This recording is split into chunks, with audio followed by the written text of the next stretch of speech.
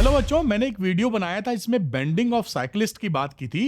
कई बच्चों ने उसको पसंद किया। शॉर्ट वीडियो था, एकदम सटीक। आज आपने कहा था बैंकिंग ऑफ रोड पे भी वीडियो बना दो, तो ये बैंकिंग ऑफ रोड पे वीडियो है। आइए समझते हैं इस बात को। सबसे पहले ये समझते हैं कि बैंकिंग ऑफ रोड का मतलब क्या होता है, फिर हम जो कार बैंकिंग ऑफ रोड का फायदा ले पाएंगे। तो बैंकिंग ऑफ रोड का मतलब ये होता है कि जब भी मान लीजिए कार की बात करें, जब वो सर्कुलर टर्न लेती है, तो ये मान लेते हैं, एक मैं सर्किल बना देता हूं जिससे आपको आइडिया हो जाए। ये मान लीजिए एक सर्कुलर टर्न है जिसपे कार मुड़ेगी। तो कार जब भी या कोई भी चीज जब सर्कुलर मोशन में होती है तो उसको चाहिए होता है सेंटीपीटल फोर्स। अगर सेंटीपीटल फोर्स मिला तो सर्कुलर मोशन प्रॉपरली हो जाएगा, अदरवाइज नहीं हो पाएगा। तो क्या होता है, बैंकिंग ऑफ रोड हम इसलिए करते हैं कि हमें आसानी से सेंटीपीटल फोर्स मिल जाए। अगर बैंकिंग ऑफ रोड आप नहीं करेंगे, केवल फ्रिक्शन फोर्स पे डिपेंड करेंगे टायर और रोड पे, तो रिस्की रहता है। कीचड़ हो गया, बारिश हो गई, उसमें फिसल सकती है कार। ये तो इसका लॉजिक हो गया। अब बैंकिंग ऑफ रोड होता क्या है कि ये जो टर्निंग है, यहां पर आप ये समझें कि एक रोड है, सीधे रोड होनी थी। इस रोड का जहां पर टर्निंग है उसकी एवज में आउटर वाली एज को इनर की रिस्पेक्ट में उठा देते हैं। यानी ये जो लेवल रोड थी ना, इसको मैं ओ लिख देता हूं, उसको आप उठाकर ऐसे कर दिए। देख रहे हैं ना, गाढ़ा गाढ़ा और बड़ा भी करके दिखाऊंगा। और जिस एंगल से आप उठाते हैं उसको बोलते हैं एंगल ऑफ बैंकिंग। तो ये बैंकिंग एंगल होता है कि जितने से बैंक किया गया है। तो रोड ऐसे थी, इनर एज को आउटर एज को इनर एज की रिस्पेक्ट में आपने ऐसे उठा दिया। इतना मामला। अब यहां पर हम चीजें बनाएंगे और फोर्स वगैरह बैठाएंगे कि भाई कैसे इसका हम डेरिवेशन करेंगे। तो आइए पहले यहां पे एक कार बना लेते हैं, जिससे आपको समझने में थोड़ा, मैंने एक क्या बोलते हैं उसको, स्टिकर लिया है जो आपको दिखाने में मुझे अच्छा लगेगा। ये कार आ गई है ना, और ये कार मैं इस पे बैठा देता हूं ऐसे। थोड़ी घूम पाएगी क्या? हाँ, घूम भी जाएगी, बहुत बढ़िया भाई। तो ये यहां पर मोटे तौर पे ये कार आपको दिख रही है। अब इसको मैं हटा दूं ऐसे। अब यहां पर इसको मैं बड़ा करता हूं और कुछ फोर्सेस दिखाता हूं। पूरी चीज में थोड़ी सी नीचे करना चाहता हूं, पता नहीं हो पाएगी कि नहीं, छोड़िए ऐसे ही बड़ी कर लेते हैं, क्योंकि ये इसको यहां पर लेके आते हैं और आपको बड़ा बड़ा समझाते हैं कहानी क्या है। अब यहां पर व्हाइट कलर ले लेते हैं। तो देखिए यहां पर क्या हो रहा है, इस कार में जो फोर्सेस लग रहे हैं, एक फोर्स लग रहा है इसके सेंटर ऑफ ग्रेविटी पर, mg नीचे की तरफ। जो आदमी बैठा, जो कार है, उसका पूरा वजन वर्टिकली नीचे लगता है। बढ़िया, ये बात आपको समझ में आई। एक रिएक्शन फोर्स लगेगा जिस रोड के ऊपर, नॉर्मल रिएक्शन। तो नॉर्मल रिएक्शन मैं यहां से ऐसे दिखा देता हूं, ये नॉर्मल रिएक्शन लग गया। What is this? This is R, और ये है नॉर्मल रिएक्शन। ये कंपोनेंट समझ जाएंगे, फट से सवाल हो जाएगा।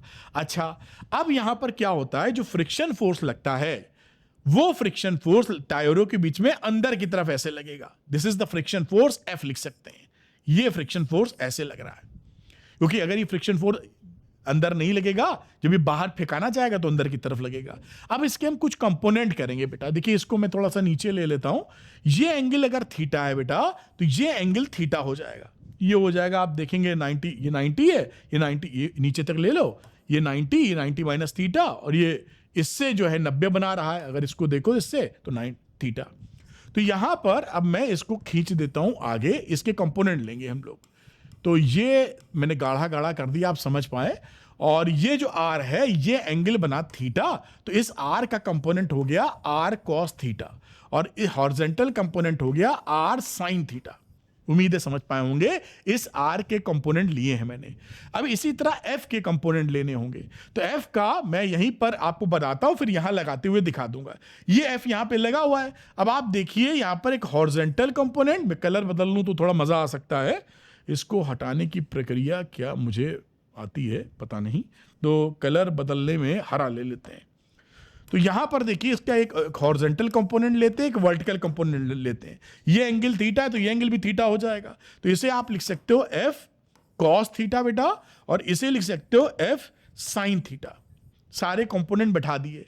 अब देखिए ये जो हॉरिजॉन्टल फोर्सेस हैं वो एक साथ ले लेंगे। वो क्या करेंगे हॉरिजॉन्टल? वो आपको सेंटीपीटल फोर्स प्रोवाइड करेंगे।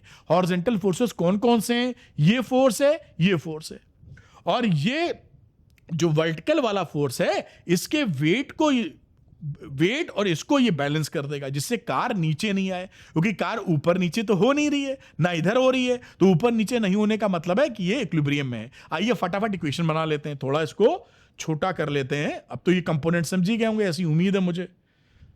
ठीक है, इतना चलेगा। तो यहां पर इसको अभी फोटो रखते हैं और मैं यहां पर लिखना शुरू करता हूं।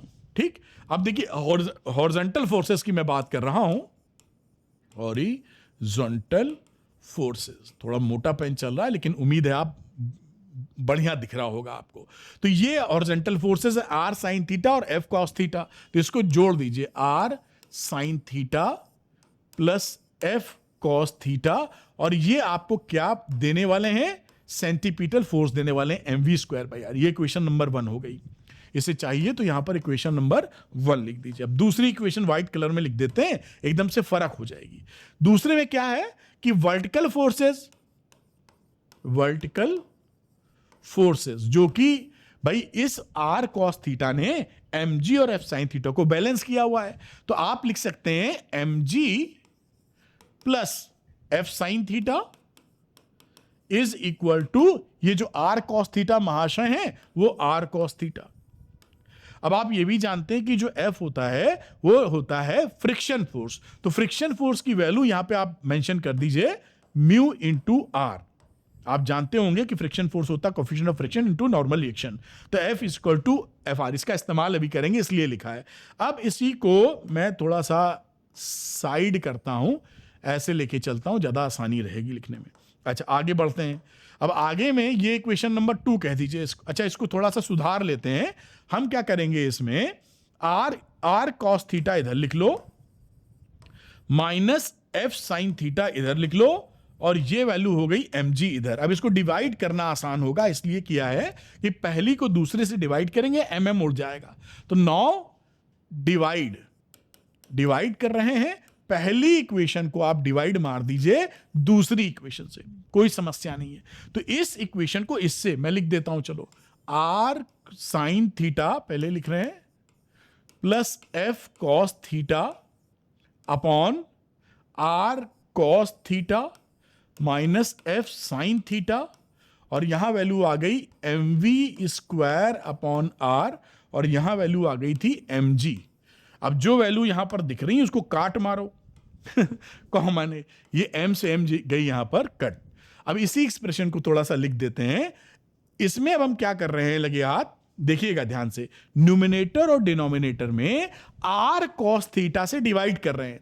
तो divide left hand side in numerator and denominator by r cos theta, ऊपर नीचे है ना, और बाकी एक्सप्रेशन आ ही जाएगा। तो यहां पर हमने लिखा, देखिए, R sine theta upon R cos theta plus F cos theta upon R cos theta, क्योंकि आर कॉस थीटा से डिवाइड करने, फिर नीचे वाला टर्म थोड़ा सा इसको ऊपर लेते हैं हम लोग। अब यहां पर ये वैल्यू आ गई R cos theta dividing by R cos theta minus F sine theta dividing by R cos theta, जैसे आप समझ पाए नोमिनेटर डिनोमिनेटर में। और ये वैल्यू हो गई थी ये V square upon R G, mm cut चुका है, तो ये हो गया V square upon R G. बहुत बढ़िया, थोड़ा और साइड में बढ़ा लेते हैं इसको, जैसे पूरी बात आपकी समझ में आती रहे।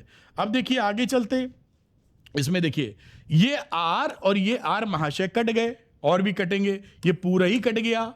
यहां बात करें तो cos थीटा कट गया, यहां बात करें तो कुछ नहीं कटा। अब देखिए इसको लिख रहे हैं, इसी बात को यहां लेके जा रहे हैं। ये वैल्यू हो गई tan थीटा,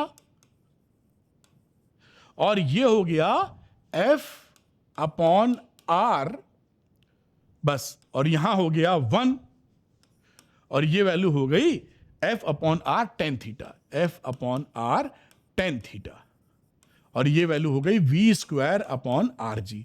अब देखिए यहां पर ये जो फॉर्मूला आपने बताया था, मैं फिर से लिख देता हूं, साइड में निकल गया है, जहां आप ये कह रहे थे कि जो फ्रिक्शन फोर्स होता है उसकी वैल्यू होती है म्यू इंटू आर के बराबर। तो अगर मैं यहां पर म्यू की बात करूं तो म्यू को आप लिख सकते हैं एफ बाई आर। इस म्यू को मैं यहां पर इसी एफ बाई आर को जहां जहां मौका मिलेगा वहां वहां डाल दूंगा, और काम देखिए कितने आसानी से बनने वाला है।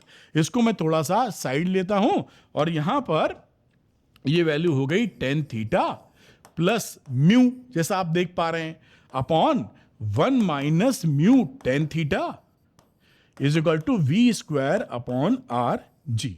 अब यहां पर देखिए कितने आराम से आप इसको कर पाए, ऐसे कर लेते हैं। अब यहां पे हमें चाहिए थे वी स्क्वायर की वैल्यू लिख लो, तो ये वैल्यू हो गई आर जी करके आ जाएगी इसकी, R G tan theta plus mu upon 1 minus mu tan theta. अब v निकालने की बात आ जाए तो v की वैल्यू हो गई under root R G mu, पहले लिख लो mu plus tan theta upon 1 minus mu tan theta. और ये आपका एक्सप्रेशन आ गया कि भाई इस बैंकिंग ऑफ रोड में जो मैक्सिमम वेलोसिटी आप होल्ड कर सकते हो वो आप इससे निकाल सकते हो म्यू टेन थीटा रखकर। तो ये बैंकिंग ऑफ रोड है, मैंने पूरा बड़ा बड़ा लिख के समझाया। और सबसे जो मेजर चीज होती है बेटा, वो आपकी मेजर चीज ये होगी कि इस डायग्राम के कंपोनेंट को अच्छे से समझ लेना। इसको थोड़ा और बड़ा कर देते हैं। ये जो कंपोनेंट बनाया, अगर ये कंपोनेंट आपकी समझ में आ रहा है तो मुझे लगता ही नहीं कि कोई दिक्कत आपको होने वाली है। तो उम्मीद करते हैं कि वीडियो पसंद आया होगा। अगर पसंद आया तो लाइक कीजिएगा और कमेंट करके बताइएगा कि आपको और क्या सपोर्ट चाहिए, उस टॉपिक पे वीडियो बना के मैं आप दे दूंगा। और हाँ, अरविंद एकेडमी चैनल के साथ जुड़े रहिए। Easy physics with Arvind sir. मुझे 25 साल का एक्सपीरियंस है और मेरी कोशिश है कि फिजिक्स को आसान भाषा में आप तक पहुंचा सकूं। Thank you very much. Wish you all the best.